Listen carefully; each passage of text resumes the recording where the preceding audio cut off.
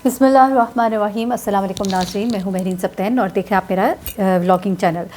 नाज़रीन, आज जो ये वीडियो है ये आपने आखिर तक देखनी है। बहुत ही इंपॉर्टेंट वीडियो है, आपकी और मेरी सेहत के हवाले से है और ख़ुसूसी तौर पे मैंने ये इन्फॉर्मेशन सारी इकट्ठी की है ख़ास आपके लिए, क्योंकि हम आमतौर पर चीज़ों को ओवरलुक कर देते हैं। हम कहते हैं अच्छा नहीं कुछ नहीं है, लेकिन आप यकीन माने इस कदर बीमारियां फैल रही है, कैंसर ख़ास तौर पे। मेरे नेबर में कुछ ऐसे लोग हैं जिनकी पूरी फैमिली को कैंसर हुआ और मैं हैरान और परेशान हूँ कि 2 डेथ्स भी हो गई, उसके बाद एक के बाद दूसरा डायग्नोज हो रहा है। मेरे दाएं बाएं इतने लोग हैं और ये आपको मालूम है क्यों? क्योंकि हम कुदरत से दूर होते जा रहे हैं, हम नेचर से दूर हो रहे हैं। मामलात कुछ ऐसे हैं कि अपनी खुराक को बढ़ाना है हमें, जाहिर सी बात है, क्योंकि आबादी बहुत ज़्यादा हो रही है।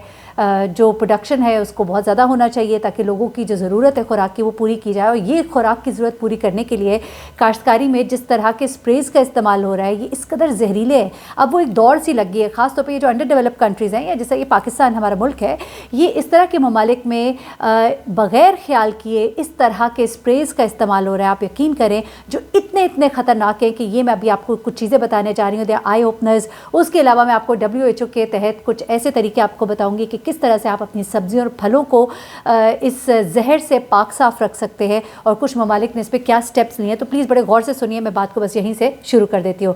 अच्छा, अब ये है कि जनाब जो पौधे हैं उनकी ग़िज़ाइयत और कीड़े मकोड़ों से बचाने के लिए ये स्प्रे जो हैं ये तो किए जा रहे हैं। अब इन स्प्रेज़ की वजह से ये 1930 में ये सिलसिला शुरू होता है, अमेरिका से ये शुरू होता है। उसके बाद ये ज़राई कम्युनिटीज़ जितनी भी हैं वो इन स्प्रेज़ के ऊपर इन्हिसार अपना शुरू कर देती हैं। कीड़े मार जहर जो है वो इस्तेमाल किए जाते हैं और 1000 से ज़्यादा इक़साम के, यानी कि अब तो बेतहाशा इक़साम के स्प्रेज़ मौजूद है और एक दौड़ सी लगी हुई है। ठीक है, उसके बाद 1990 में कीड़े मार जहरों की खपत जो है वो उसमें बहुत ज़्यादा इजाफा हुआ।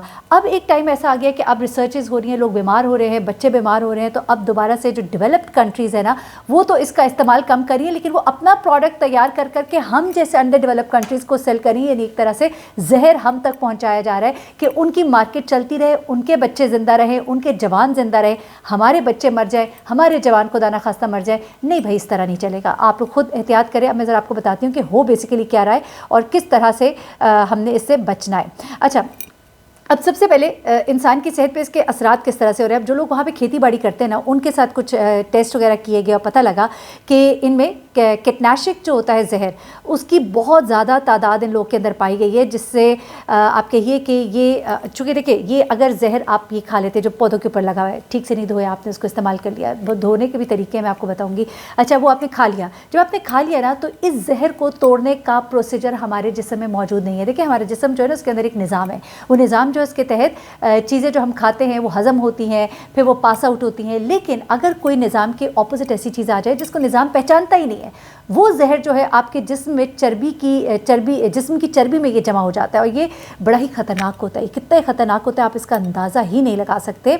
और ये जब स्प्रे किया जाता है ना तो जो इसके बुखारात पैदा होते हैं वो बुखारात आपके सांस के ज़रिए अंदर जाते हैं। फेफड़ों का कैंसर आपके जिस्म में जब आपके सांस के ज़रिए ये अंदर दाखिल होती है, आपके सर दर्द होता है। कई लोग जो ख़ास तौर पे खेतों के पास काम करते हैं, कई लोग जिनका खेतों में बहुत आना जाना होता है, सर दर्द, मतली, स्किन पर जलन वगैरह के। आप कई दफ़ा देखेंगे आम जब आते हैं तो उनके ऊपर मिसाले लगे होते हैं। वो आम जब आप कभी खाएं ठीक से ना धोया हो तो आपके जहाँ जहाँ चेहरे पे वो आपके लगता रहता है वहाँ जलन होनी शुरू हो जाती है। इसी तरह से जिन फलों और सब्जियों के ऊपर स्प्रे होया होता है, अगर उनको ठीक से धोया नहीं जाता या जो एक मखसूस तरीक़ेकार है उससे, तो फिर ये आपको कितना एक आपके लिए जहरीला साबित हो सकता है। और इवन धोने के बाद भी उसके अंदर ये जहर मौजूद रहता है, ये लेटेस्ट रिसर्च बता रही है। अच्छा, उसके बाद अब क्या क्या हो रहा है इसके साथ? बेसिकली हो ये रहा है कि आपका असाबी निज़ाम जो है ना, आपकी क़ुव्वत मुदाफ़अत जो है, आपका असाबी निज़ाम जो है ये कमज़ोर होना शुरू हो जाता है।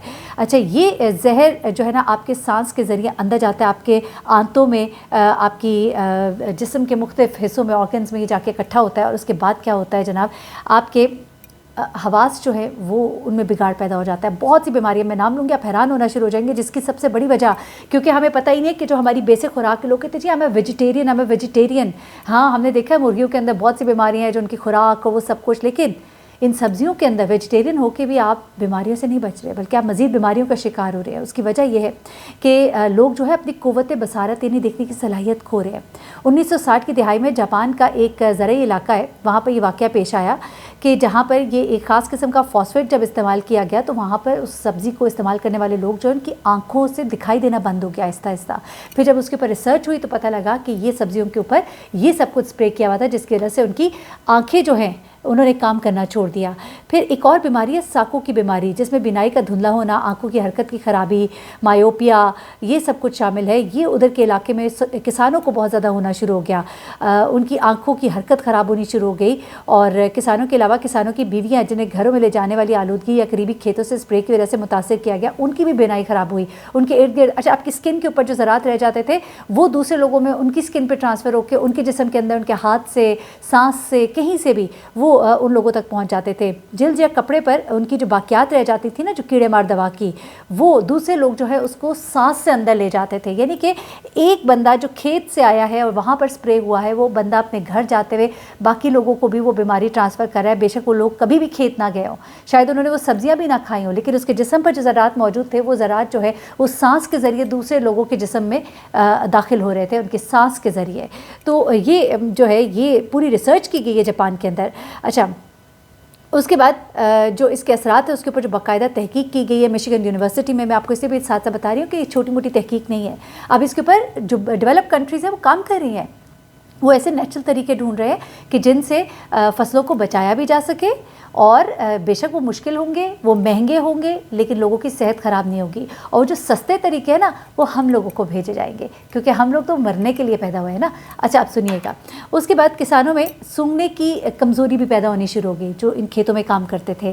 پھر اس کے بعد بہت سے کسانوں کا جب جائزہ لیا گیا تو پتہ لگا کہ ان میں بہت سی بیماریاں جو ہیں وہ جنم لینے شروع ہوگی جن میں سونگنے کی کمزوری، آنکھوں کی بصارت کا کمزور ہونا، اس کے علاوہ اسی زہر کی وجہ سے ان کے جسم میں بہت سی بیماریاں، بہت سی تبدیلیاں جو ہے یعنی کہ ان کا اعصابی نظام جو ہے ان کا کسی چیز کو ریاکٹ کرنا، کسی چیز کو سردی گرمی محسوس کرنا، یہ چیزیں جو ہے وہ بری طرح سے متاثر ہوئیں.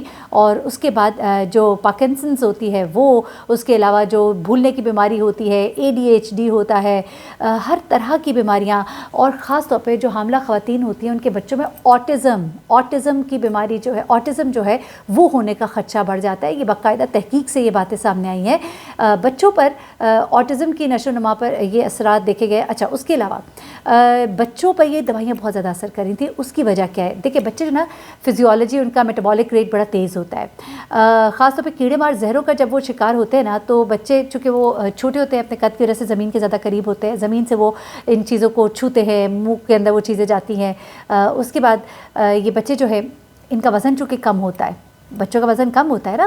اب اگر اس دوا کی مقدار، ان کے وزن کے مقدار، آپ ہمیشہ ایک انسان کا وزن دیکھا جاتا ہے اور اس کی غذا دیکھی جاتی ہے. اب بچے کا وزن اور قد تو چھوٹا ہے لیکن جو مقدار اس کے اندر جا رہی ہے اتنی مقدار ایک بڑے آدمی کے اندر جا رہی ہے، لیکن اثر اس کا بچے پہ زیادہ اس لیے ہوگا کیونکہ بچے کا وزن کم ہے تو اس کے لیے مقدار تو اور بھی کم ہوتی تو وہ بھی خطرناک تھی.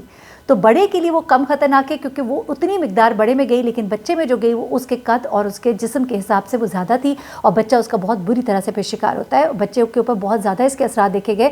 بہت زیادہ بڑی تعداد میں بچے جو ان کھیتوں کے پاس رہتے تھے یا ان کھیتوں سے خوراک حاصل کرتے تھے وہ بچے بہت بڑی تعداد میں اسپتالوں میں داخل ہوئے. یہ میں بات کر رہی ہوں جاپان کی، یہ میں بات کر رہی ہوں فرانس کی جہاں پہ یہ باقاعدہ ریسرچ ہوئی. بچے زمین پہ چیزوں کو چھوتے ہیں، منہ کو ہاتھ لگاتے ہیں، وہ زیادہ اس سے ایکسپوز ہوتے ہیں ان چیزوں کو اور ان کو زیادہ اس کے اثرات ہوتے ہیں. 2014 میں فرانس کا ایک علاقہ ہے جہاں پہ پرائمری اسکول کے 23 بچوں کو انگور کے ایک باغ میں فنگسائڈز کی چھڑکاؤ کی وجہ سے متلی ہوئی، سر درد ہوئی، جلد کی جلن ہوئی. اور اس کے بعد یہ مقدمہ ایک دائر کیا گیا ماحولیاتی تنظیموں کی طرف سے فرانس میں ہی، اور اس کے بعد انگور کے ان 2 باغوں پر 30,000 یورو کا جرمانہ کیا گیا. دیکھیں لوگ اتنا سیریس لیتے ہیں ان چیزوں کو، لیکن ہمارے یہاں کیسے ہو سکتا ہے یہ سب کچھ. اس کے بعد یہ جو چیزیں ہیں انڈیا میں جس طرح وہ کہا جا رہا ہے کہ بچوں میں کیڑے مار زہر کا استعمال کئی دہائیوں سے اہم ہے، اور شمالی انڈیا کا جو علاقہ ہے وہاں پر یہ جو کیڑے مار دوائی ہے ایلپ، اس کا اثر جب دیکھا گیا تو پتہ لگا کہ 30 بچوں میں سے 14 بچے اس کیڑے مار زہر کی وجہ سے جاں بحق ہو گئے. اچھا یہ چیزیں میں نے آپ کو اب بتا دی. بوڑھے لوگ جو ہے ان کی جلد چونکہ پتلی ہوتی ہے، کمزور ہوتے ہیں، زہر کے خطرات ان کے لیے بھی بڑھ جاتے ہیں، ان کے اعضاء جو ہیں ان کے افعال بگڑتے ہیں، جگر، گردے، ان سب پر برے اثرات ہوتے ہیں، اور ان کا امیونٹی سسٹم چونکہ اتنا اسٹرانگ نہیں ہوتا تو وہ بہت بری طرح سے اس کا شکار ہوتے ہیں. تو یہ تمام چیزیں تو میں نے آپ کو بتا دی. اب مسئلہ یہ ہے کہ کس طرح سے اس کا علاج کیا جائے، کیا کیا جائے؟ تو اب میں ریمیڈیز کی طرف آ جاتی ہوں جلدی سے، تاکہ آپ لوگ ظاہر سی بات ہے پریشان بھی ہو کے ہوں گے، جاننا بھی چاہتے ہوں گے کہ ہم کیا کریں۔